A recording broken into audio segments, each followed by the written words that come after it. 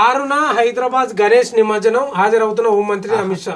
అసలు వినాయక చవితిలో ఖైరతాబాద్ గణేష్ నిమజ్జనం అంటేనే విపరీతమైన జనాలు. దాంట్లో హోంశాఖ మంత్రి వస్తుందంటే అసలు ఆ రోజు జనాలకు ఎంత ఇబ్బంది పడతారు చూడండి. వీళ్ళు ఏమనుకుంటారు అంటే మా దగ్గరికి కేంద్ర హోంశాఖ మంత్రి వచ్చిండు మనం సంతోషపడచ్చు అనుకుంటారు. మీరు 6వ తారీఖు చూడాలి. రేపు 4 కదా, రేపు 5, ఎల్లుండి 6 కదా.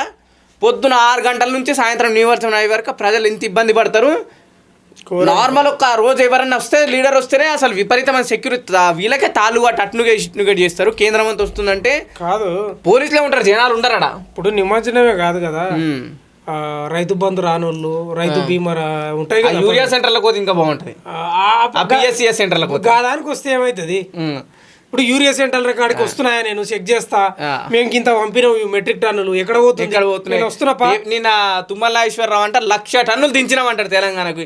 ఈ రోజు ఏమో పిఎస్సిఎస్ సెంటర్ దగ్గర రైతులు గేట్లు దింకి సెంటర్లకు. ఇప్పుడు నిమజ్జనానికి అంటూ వస్తారు వీళ్ళు, ఇక రెచ్చగొట్టే వ్యాఖ్యలు మాట్లాడతారు. అక్కడ వాళ్ళు, ఇక్కడ వీళ్ళు పంచాయతీ మళ్ళీ అలా కొట్టుకోవాలా, ఇల్లు మాట్లాడాలి. ఇక్కడ సెంటర్ల కాడ యూరియా కూడా వాళ్ళ తిప్పలు వీళ్ళ తిప్పలు వీళ్ళది.